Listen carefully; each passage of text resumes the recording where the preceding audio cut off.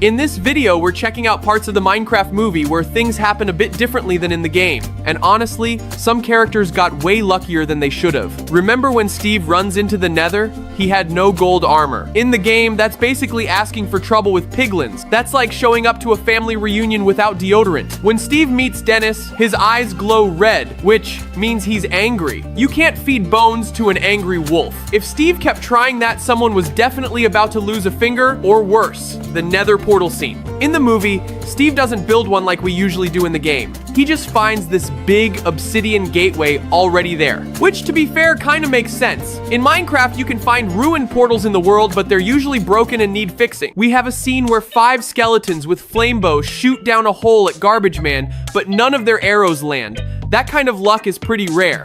You just know what's gonna happen. If a creeper explodes right next to you on hard mode and you've got no armor, yep, you're toast. Like standing next to a firecracker with a smile, it's not ending well.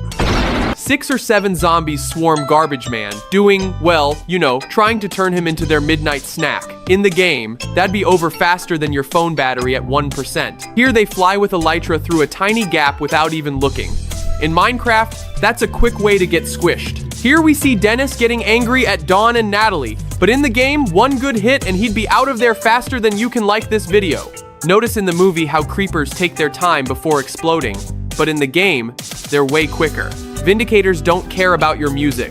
Unless you're in creative mode, they'll attack immediately. There's a jump that seems a bit too risky, and the jump boost seems a little too much. With Minecraft physics, falling is pretty much guaranteed. Iron golems usually ignore piglins unless provoked, but in the game, they're all out to take down every piglin they see. Flying with elytra was spot on though. Okay, maybe not while being chased by piglins riding ghasts. There's a moment where Henry and the others think they're safe after climbing to the top of a castle. They relax, then zombies suddenly show up. That's because they forgot to do something important. In the game, this happens if you forget to place torches because mobs spawn in the dark. So basically, the movie is showing exactly how Minecraft works. No light means trouble. Now, about the creepers, yeah, they don't behave exactly like in the game. In Minecraft, they sneak up and blow up without warning. But in the movie, they only explode when someone hits them. It's a small change, probably made to give action scenes more control and tension. Still, it's one of those differences that sharp-eyed fans definitely noticed. Let's talk about Steve's chest. He's got a totem of undying in there. If you're not familiar, that's one of the rarest lifesavers in Minecraft. It lets you survive a killing blow, but here's the catch. In the game, you only get it by defeating an evoker in a woodland mansion. In the movie though, Henry takes down an Enderman instead. Still cool, but you gotta wonder, what if they actually fought an evoker?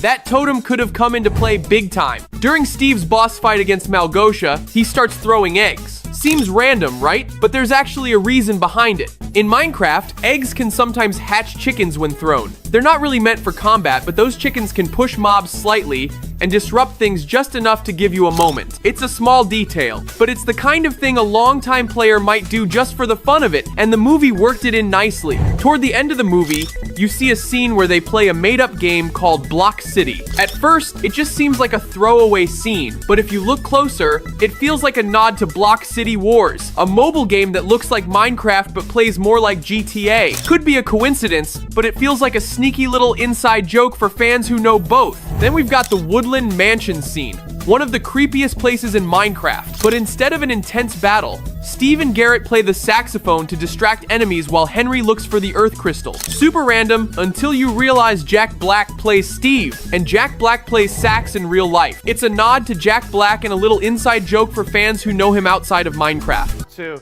3, mother up. 1, 2, 3. Let's talk about the Orb of Dominance, the big glowing cube in the movie. If you've played Minecraft Dungeons, you know the orb is usually red and orange, but in the movie, it's blue. When they combine it with the Earth Crystal, it lights up and shoots a beam of light into the sky. It's not exactly how beacons work in Minecraft, but it kind of looks like one. Probably just a cool reference for fans who know the game. In the movie, there's this scene where a baby zombie jumps through the air with its arms stretched out. In the game, of course, baby zombies don't really do that. They're fast and super annoying. But the funny part is that the pose is actually from Nacho Libre. It's the same move Jack Black does during one of his wrestling scenes. And since he's the one who plays Steve, it feels like a playful nod to his own move. movie. At one point, the crew stumbles upon a pink sheep. No big deal, right? Except if you've played Minecraft, you know how rare that is. Pink sheep have about a 1 in 600 chance of spawning naturally. It's insanely low. The fact that it shows up so casually in the movie feels like a low-key joke aimed right at the people who spent way too long trying to find one. During Henry's fight with the Enderman, there's this brief, creepy flash of a Steve-like figure with glowing white eyes. Yup, ladies and gentlemen, that's him, Herobrine, the biggest Minecraft myth. Mojang has said for years that he's not real, even joking about removing him in patch notes. But fans still believe. Maybe he is going to be in the sequel. Midway through the movie, there's a moment where the crew is falling. Steve whips out a water bucket and splashes it down at the last second, letting them all land safely. In the game, this move is called a water bucket clutch. It's a tricky skill that takes perfect timing to pull off. Get it wrong, and you'll take fall damage or worse. A few characters mention how quickly the sun sets and rises in the world, and that's not just a joke, it's accurate. In Minecraft, a full daylight cycle is just 20 minutes, 10 for daytime, 10 for night. The movie mirrors that pacing, making time feel weirdly fast, especially during travel scenes. It's a small detail, but one that shows the filmmakers really paid attention to how the game world works. Llamas. In the movie, they're just chilling in the background. They don't do anything crazy, but they do look exactly like their game versions. Kinda goofy, kinda cute, but here's the thing. In Minecraft, llamas can carry your stuff. You can stack them into a little llama train, and they even spit at mobs. None of that happens in the movie. They're just kind of there, but definitely underused. Cows show up early in the movie. It's a blink and you'll miss it moment. They're just kind of standing around mooing in the background. However, in Minecraft, they are super useful. You can milk them or get leather, even turn them into steak.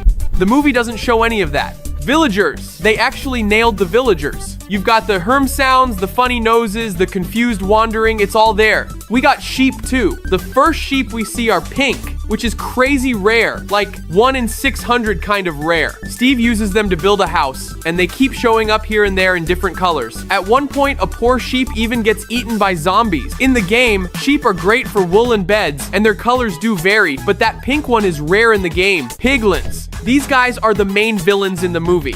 The piglins in the movie are actually really close to the ones in the game. They come in all sizes, tiny ones, big strong ones, and they all love gold. Just like in Minecraft, they get angry fast and turn into zombies when the sun hits them. In the movie, they're the main bad guys working for the evil Malgosha, and they're always chasing the heroes or messing stuff up.